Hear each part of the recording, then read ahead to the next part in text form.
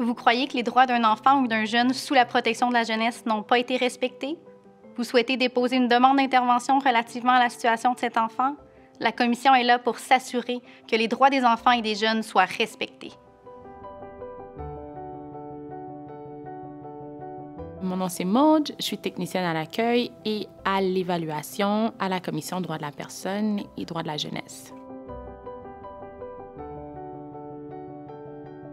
On peut faire enquête lorsqu'on a raison de croire que la situation de l'enfant, son droit est lésé. La commission peut faire enquête de sa propre initiative s'il a pris connaissance d'un article, par exemple, médiatique ou qu'il a pris connaissance dans une situation externe qu'il y a raison de croire que le droit de l'enfant est lésé.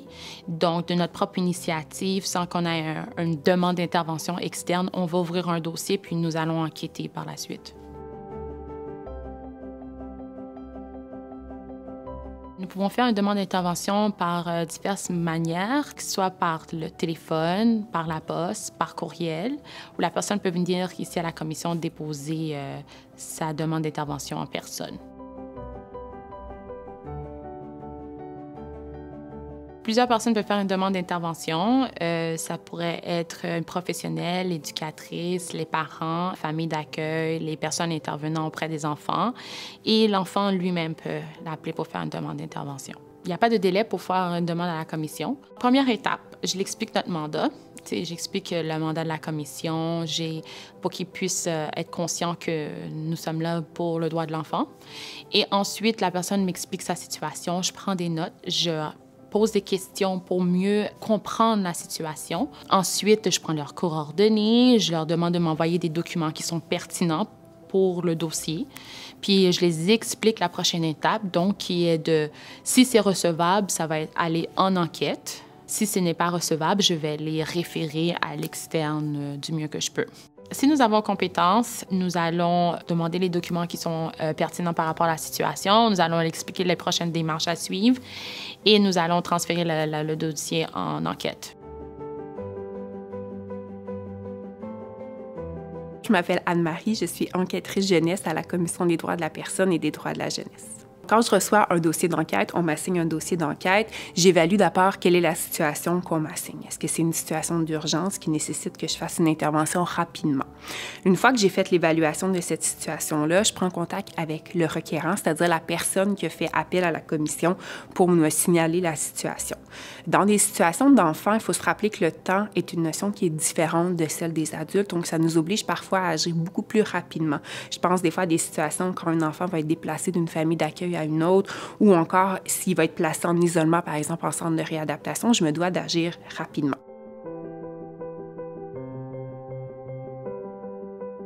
Les parties au dossier d'un enfant en protection de la jeunesse, il y a l'enfant lui-même, bien évidemment, il y a ses parents et il y a aussi la DPJ.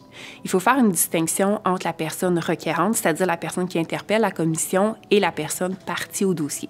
Personne requérante, ça peut être par exemple une grand-maman qui voudrait voir son enfant plus souvent, un intervenant scolaire ou encore une famille d'accueil. Ces gens-là ne sont pas partis au dossier, donc c'est important à considérer parce qu'ils n'auront pas la même information. Au niveau de la loi sur la protection de la jeunesse, on a des obligations en termes de confidentialité. Donc, seuls les parties au dossier ont accès à l'information et ce, pour des raisons de confidentialité.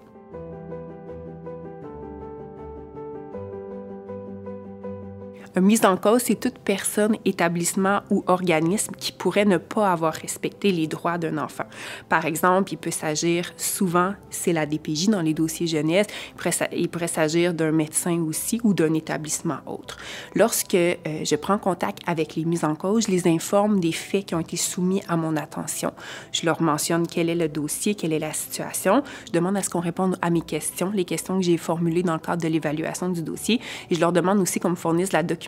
Comme ça me permet de faire vraiment une évaluation complète du dossier qui m'a été assigné.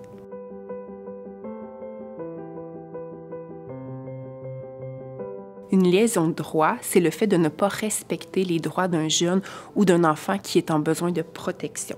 Un enfant ou un jeune de moins de 18 ans peut avoir un besoin de protection, sa sécurité et son développement peut être compromis.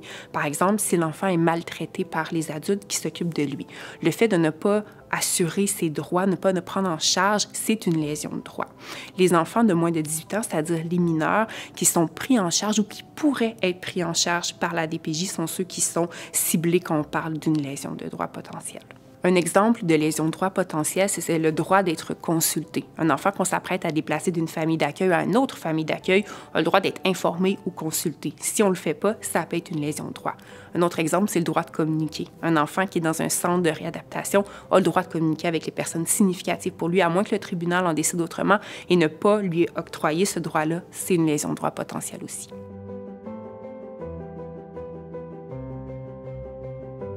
En tant qu'enquêtrice jeunesse, plusieurs pouvoirs me sont donnés par la loi. C'est-à-dire, je peux me rendre dans les lieux physiques pour évaluer la situation d'un enfant. Je pourrais aller dans un centre de réadaptation pour voir si le lieu d'hébergement de l'enfant répond à sa sécurité, à ses droits. Je peux aussi interroger toutes les personnes que je juge pertinentes à ce dossier-là. Des personnes, des médecins, des intervenants scolaires, des intervenants en centre de réadaptation aussi. Et également, je peux faire des demandes documentaires à tous les organismes ou à toutes les personnes que je pourrais juger intéressantes dans ce dossier-là pour avoir la vision la plus globale, en fait, de la situation. Pour bien évaluer le dossier d'un enfant, je vais me référer à différentes sources d'informations. Par exemple, je vais demander à la DPJ qu'on me donne le dossier complet de l'enfant pour bien l'évaluer. Je peux faire une demande de dossier médical de l'enfant ou encore je peux interpeller les corps policiers pour qu'on me donne tous les rapports policiers dans le cadre d'une situation donnée pour bien avoir une vision de ce qui se passe.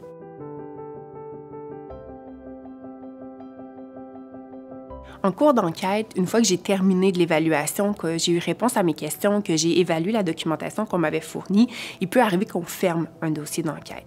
Les raisons, tout d'abord, c'est qu'on n'a plus de motif de croire qu'il y aurait une potentielle lésion de droit pour l'enfant. D'autres motifs, ça pourrait être que le mis en cause, c'est-à-dire, exemple, la DPJ reconnaît la faute qui lui a été attribuée et décide de mettre des mécanismes en place pour corriger la situation, mais aussi pour qu'elle ne se reproduise pas. Dans le cas de la fermeture d'un dossier, je vais toujours informer la personne requérante que le dossier est fermé à la commission. Mon nom est Léa, je suis enquêtrice jeunesse à la Commission des droits de la personne et des droits de la jeunesse.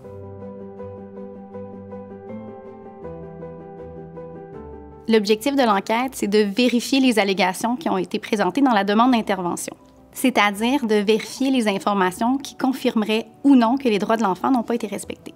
Au terme de l'enquête, la commission va recommander que cesse l'acte qui est reproché et ou que des mesures correctrices soient mises en place pour que ce genre de situation-là ne se reproduise plus. Je poursuis l'enquête lorsque j'ai des raisons de croire que les droits de l'enfant n'ont pas été respectés et que je n'arrive pas à obtenir un engagement satisfaisant. Je peux également poursuivre mon enquête si la situation est trop préoccupante ou si la problématique qui est visée vise un plus grand nombre d'enfants.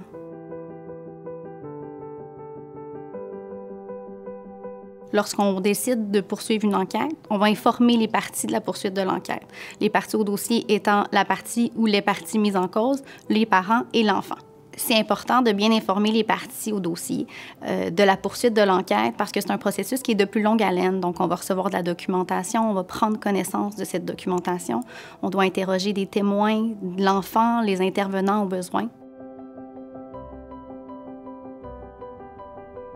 C'est important de parler à l'enfant pour obtenir sa version des faits, sa vision à lui de la situation. Par contre, c'est important de parler à l'enfant uniquement lorsque c'est dans son intérêt. Un exposé factuel, c'est un exposé écrit qui contient les faits pertinents de la situation qui nous porte à croire que les droits de l'enfant n'auraient pas été respectés. Les parties auront l'occasion de commenter si une version des faits ne représente pas, selon eux, la situation.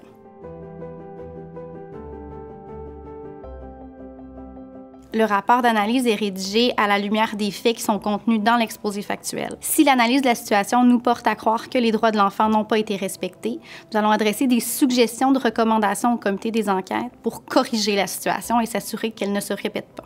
Le rapport d'analyse est basé à 100% sur les faits qui sont contenus dans l'exposé factuel. Je dépose mon rapport au comité des enquêtes, donc c'est uniquement le comité des enquêtes qui a accès à ce rapport. Eux vont en prendre connaissance et faire des recommandations à la lumière de celui-ci.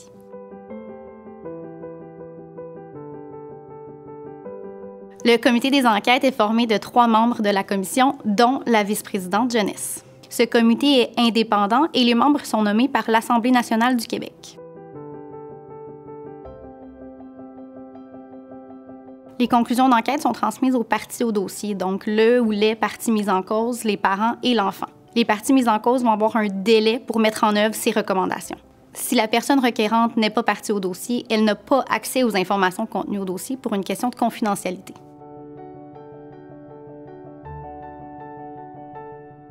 À l'issue du délai qui est octroyé à la partie mise en cause pour mettre en œuvre les recommandations, un rapport de suivi des recommandations va être rédigé par l'enquêtrice au dossier. Le rapport de suivi des recommandations va être rédigé et soumis au comité des enquêtes. Le rapport de suivi des recommandations va contenir des suggestions au commissaire à savoir si le dossier devrait demeurer ouvert ou être fermé. On fait un suivi des recommandations pour s'assurer que chacune des recommandations est mise en œuvre dans un délai adéquat et que la mise en œuvre de ces recommandations-là est adéquate et permet de corriger la situation. Concrètement, une recommandation, ça peut être sous forme de rappel aux membres du personnel, de formation qui est donnée, de protocole qui est élaboré ou encore de calendrier de contact entre un enfant et son proche. Tout ce processus n'a qu'un seul but, protéger les droits des enfants et des jeunes sous la protection de la jeunesse.